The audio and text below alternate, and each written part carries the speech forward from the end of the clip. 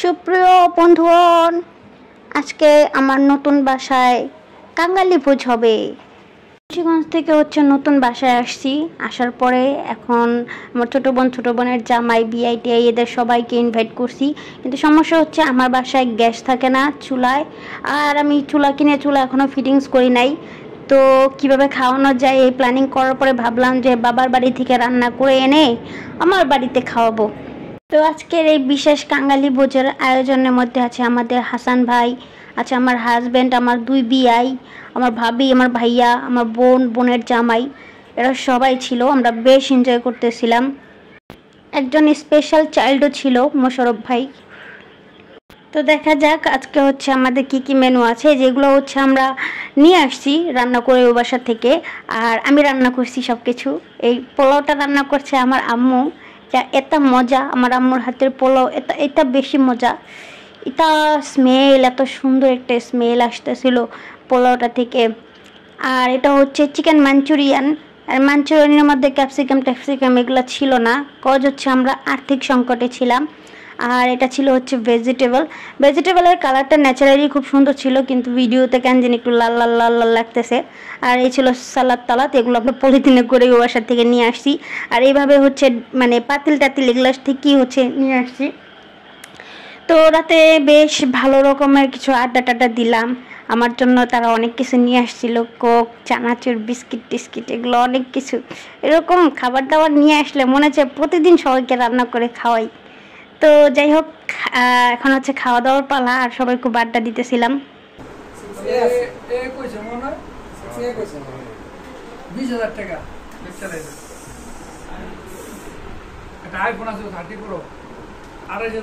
তো এটা ছিল সেই ভদ্র ছেলেটা, মোশারফ ভাই, একদম ইনোসেন্ট একটা ছেলে। আর এই তো আমাদের ফ্রাইড রাইস না, অ্যাকচুয়ালি পোলাও দিয়ে চিকেন মাঞ্চুরিয়ান অ্যান্ড ভেজিটেবল আমরা রান্না করে পরিবেশন করছিলাম।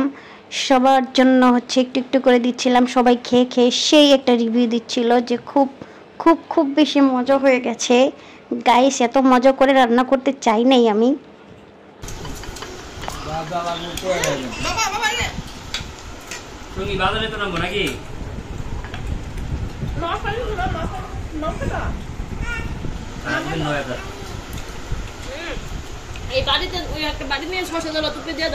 আর এই যে আমার বড় বিয়াই, সে তো ভেবেছিল যে পোলাও এগুলা তার নিজের বউর হাতের রান্না ছাড়া সে কখনো খাবে না, কিন্তু এইদিকে দুইবার রিফিল করে তারপর এখন চাটাচাটি করতেছে যে এত টেস্ট হয়েছে।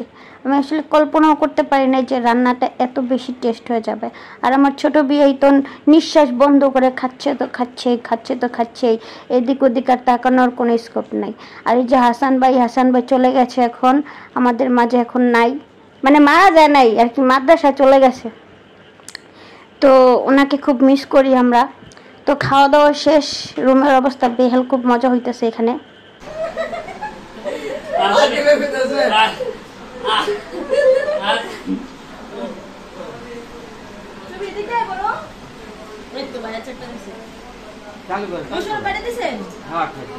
এই যে এরা দুজন সবচেয়ে বেশি খাইছে, এই যে একজন আর এই যে একজন,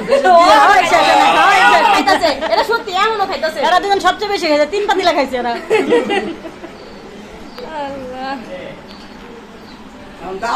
যে আপনারা দাওয়াত দেওয়ার পরে মোটা মানুষ দেখলে ভয় পান যে এই মোটা মানুষ না জানি কি পরিমাণে খায়, কিন্তু আপনারা আসলে ভুল করেন। আপনারা কখনোই দাওয়াত দিলে চিকন মানুষ দেখে দাওয়াত দিবেন না, চিকন মানুষরা খায় বেশি। এর বাস্তব উদাহরণ আমাদের বিআই, বড় বিআই, আর আমাদের হাসান ভাই। যদিও হাসান ভাই অত একটা খায় না, কিন্তু উনি খুব স্লোলি খায়, ওনার বউ একবেলা রান্না করে সকালে খাইতে দিবে, রাতে খাওয়া শেষ হয়ে যাবে, রান্নার কোনো ঝামেলা ভেজাল কিছুই নাই। যাই হোক, এরকমভাবে অনেক দিন পরে সবাই মিট আপ করলাম, অনেক ভালো লাগলো।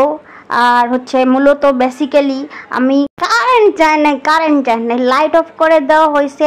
আর হচ্ছে আমার ঘরের মধ্যে আমি একটা ডিজে লাইট জ্বালাইছি, তো সেটার একটু পর্যবেক্ষণ করে দেখা হচ্ছে যে কেমন লাগে কি আসে বিষয়। তো যাই হোক, মোটামুটি সবারই খাওয়া শেষ পর্যায়ে চলতেছে। আর এখানে কাজের বেটির মতো যারা দেখতেছেন যে কাজের মহিলা একটা ভাইব নিয়ে আসে, উনি হচ্ছেন আমার আদরের পেয়ারি ছোট বোন। না ভাই, আমার কথা হয়েছে যে আপনারা বাজার আনবেন, আবার মিষ্টি আনবেন, দরকার নেই তো। কিন্তু এত কথা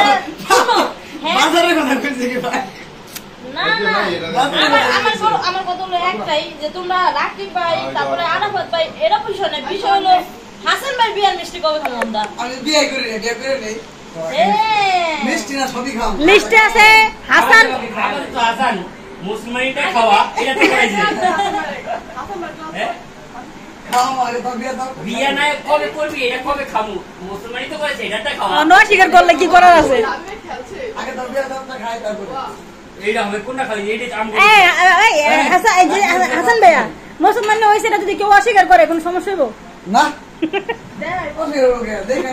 খাওয়া আমি আমার জামাই মুসলমানটা দেখতে পাবো না, আমার দুঃখ একটা। না না, এটা হইব না, না না এমনি না। জন হয়েছে তখন যদি পাশাপাশি বাড়িতে থাকতাম তাহলে দেখতে পারতাম। ইস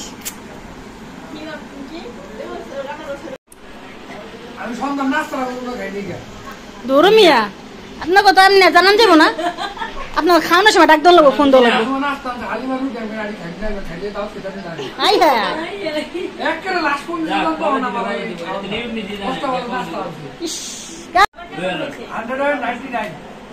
আমার 1% কি?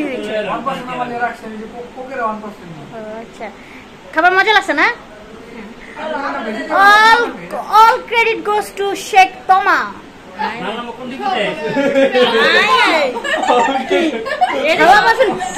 আমি দেবো না তো তাতে কি, মুরগি দিছি তো আমি রাঁধছি চিকেন, আমি রাঁধছি ভেজিটেবল, আমি রাঁধছি পোলাও, মা রাঁধছে, এটা আমি রাঁধতে পারতাম, মা রাঁধছে। চিকেনের ভিতরে সয়া সস মেয়োনেজ যা যা লাগছে সব মেরিনেট কইরা ভাইজা মজ্জা আমরা হলো সব কিছু। এটা তো আমার কাছ থেকে শিখছো রেডি মেডি সেডি কেমনে করতে হয়, আমার কাছ থেকে তো শিখছো কেমনে রেডি করতে হয়। সামান্য কহিটা নতুন ছিল, একটা বড় সড়ো ঝামেলা হয়ে গেছে গাইস।